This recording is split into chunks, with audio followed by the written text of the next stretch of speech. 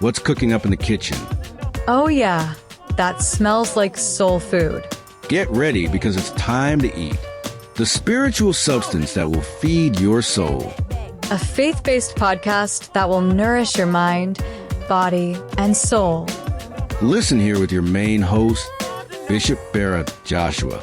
Don't let your soul go hungry. It's time for Soul Food.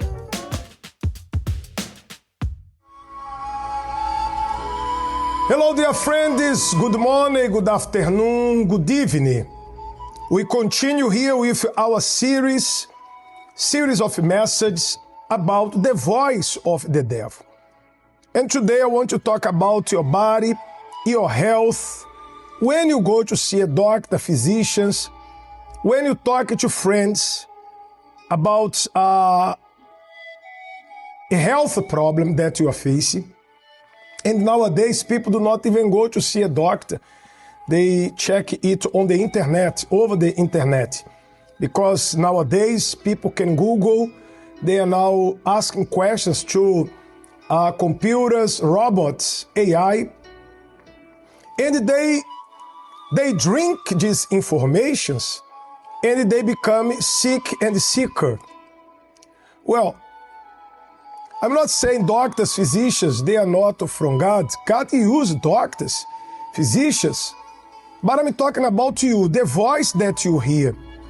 You know, some people die not due to a disease, but they die due to the words that they hear. When they go to see a doctor and they do tests, blood works, blood tests, CAT scan, MRI, X-rays, they see stuff, they see virus, they see lumps, they see cysts, they see over there a spot, a mass, something they see. And when they bring this report to the patient, a person dies inside immediately because they hear what the doctors are saying or what the tests are showing. Well, there were two sisters, and these two sisters, they had their mother. The mother was healthy, she was strong, she felt nothing, no pain, and she went to do the annual checkup. And the daughters were told, your mom has cancer. She has cancer. And they said, how come she has nothing? She doesn't feel anything. And then the daughter said, we are not going to tell mom she has cancer because she's healthy. There is nothing to be done. The doctor said there is nothing to be done. But one of the daughters decided to call the mother and tell her mother she had cancer. Though she felt nothing, from that moment on, she got sick and sick and sick and she died. But the doctor had said she had cancer for a long time. So she did not die with the cancer, but with the word that she heard. Well, the Bible talks about Jairus. He had a daughter, a young baby, 12 years old, a teenager, and she got sick. Jairus left the house and he heard about Jesus and he went to bring Jesus. Jesus said, I'll go there with you to your house. Now, as Jesus was coming, there was a woman who had been sick, and that woman touched Jesus. She was healed from the disease. And along the way, Jesus was assisting many people. Bottom line, when Jesus came on the way, that says, while he was still speaking, someone came from the ruler of the synagogue's house, from Jairus' house, saying, your daughter is dead. That was the voice of the devil. The voice of the devil said, your daughter is dead. Maybe you were told there is no cure, you need a surgery, you are going to take medication for the rest of your life. The voice of the devil. Your daughter is dead. Do not trouble the teacher. Don't trouble the teacher. But Jesus heard it. Jesus heard that voice, the voice of the devil, and he answered him, saying, do not be afraid, only believe, and she'll be made well. Only believe, she'll be made well. When Jesus came into the house, and Jesus said, she's not dead, but sleeping. The voice of the devil again. They ridiculed him, knowing that she was dead. Was dead for them, but not for Jesus. And Jesus took her by the hand and said, little girl, arise. Little girl, arise. And the spirit returned, and she arose immediately. Well, be careful the voice that you hear, especially concerning your health. Okay, if they found the disease, they found it shows on the tests, the exams, fine. Go to the altar, pursue now your healing, because this probably will be your next testimony. Physically speaking, she was sick. Physically, she died, but not for the faith, not for Jesus. And this is the word. Do not be afraid, only believe. God bless you. Tomorrow again, we are going to continue with this message. The voice of the devil. Don't hear his voice. Hear the voice of God only. God bless you. Bye-bye. Thank you for listening here on Soul Food Podcast. Stay tuned to listen to a real life story. Make sure you don't miss it and share with your friends and family. We'll be right back. Soften up the mess, drop it in the water, let the daughter find an image with the rest. She'll be learning how to breathe, spinning through identity, reveal another pretty little scheme. Save her mind, hold her hand, and don't believe a lie. You understand me. Walk it down the valley, pack a piece of heaven for the bottoms of her feet. Teach her how to jump and how to stretch when she reach, like the angels do, and you gon' make it through now. Tell about the healer, greater is the one within her, call him as a leader. Teach her how to hold a pretty hand up to the sky, and never wait upon the giver, he'll deliver like a dealer. Her higher, higher, fly out the valley and the fire. Take her higher, higher, fly up out the valley and the fire. Train her feet for running, show her every door and how the windows let the sun in. Copy out the key and tell her this is for becoming. Even in the fever, baby, cry and get to running. And tell her that you better get your bootstraps up, you're with the army. Ready when the truth act up, nothing can harm me.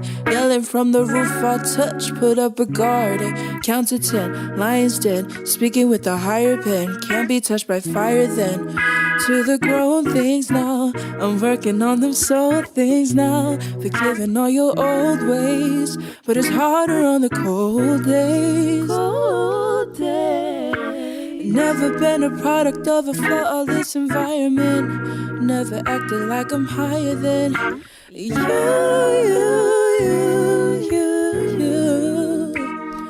And I still pray, won't you send me a break? 'Cause I need to get away, yeah.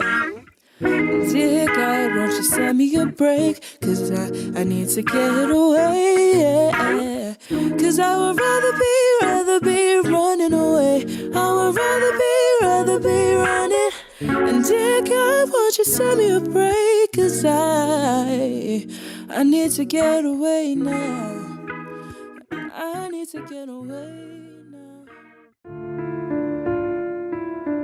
started when I watched a TV show, and it showed a girl cutting herself.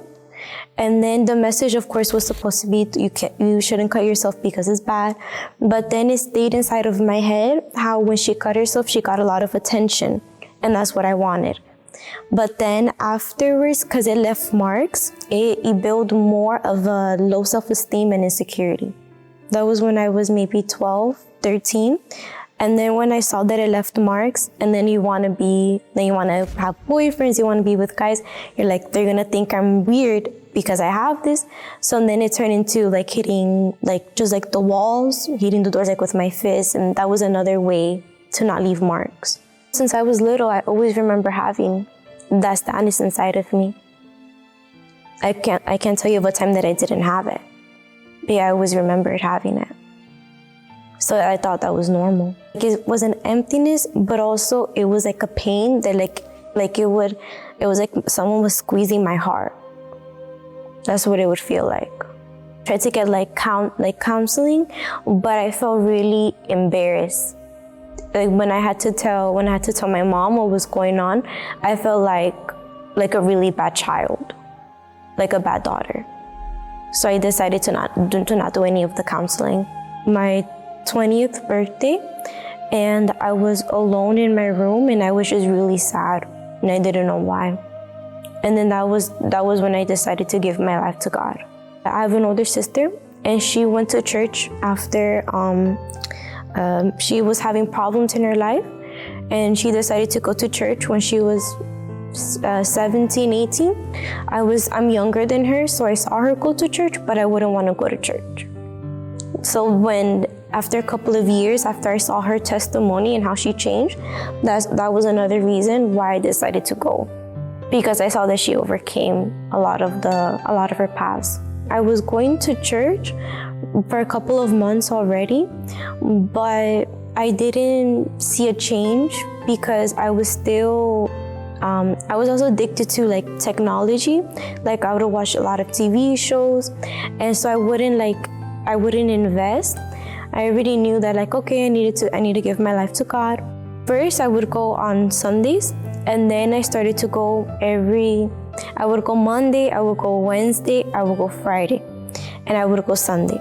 They talked about being a youth of God, and they said that a youth of God goes to YPG, and a youth of God has the Holy Spirit. So then that's when I was like, okay, then I want to be a youth of God, because I don't want to depend on other people. I want to be independent, pretty much, because I was tired of needing people and things to be happy. When I went to the chains of prayer on Fridays, I noticed that it was easier to say no to my flesh. I started to have a desire to do the things of God, like reading the Bible. It was really hard for me to read the Bible, to do a fast. I wasn't able to fast. I would always break it. And then starting to go on the Fridays for deliverance, that was when I was able to have that desire inside of me to seek God. During the fast of Daniel, I would do the church's fast of Daniel, and I would have my own fast of Daniel. So even if the church wasn't doing one, I would do one as a purpose for myself. So during the fast of Daniel, I would read more the Bible, I would pray more, but I removed my head from wanting to be in the world. So when thoughts came inside of my head, to want to go out, I wouldn't go out. When thoughts came inside of my head, go back to doing the things that you used to do, I would say no. I would read the Bible, but I wouldn't want to be alone, or else the devil would try to tempt me. So I would be in the living room, I would speak to my mom, I would do things with my sisters, I would spend time with them. I would try to just fill my head with things that were of God, and that would help me. Well, when I received the Holy Spirit, it was on a Friday, and it was during a vigil that the pastor was having. And I had my encounter with God, my experience with God, and God confirmed inside of me that I received His Spirit. But then I left really happy, and a desire that grew inside of me is to save souls, and also to have a communion with God. I think that's one of the biggest thing that I saw, the change inside of me. Before, I was a person who I didn't want anything to do with God, and also with helping other youths that went through the same situation, or even worse, than what I went through. To show them that having a relationship with God is not something boring, but it's something that changes your life. Today, I can say that I'm a completely different person. And it was through all of the sacrifices that I made. If I didn't sacrifice my flesh, what I wanted to do. You want to hang out, you want to have friends, you want to go party, you don't want to have rules. You don't want to live, a religion. But when I let go of that thought that a life with God that's religion, it's a way of life. It's something more than that. It's a intimacy that you have with Him, not with the pastors, not with the bishops, not with the assistants, but it's just you and Him. I don't call myself anymore. I don't need to have a relationship with people to make me be happy. The people around me, they add on to my happiness, but they're not my happiness. And I don't need of anything.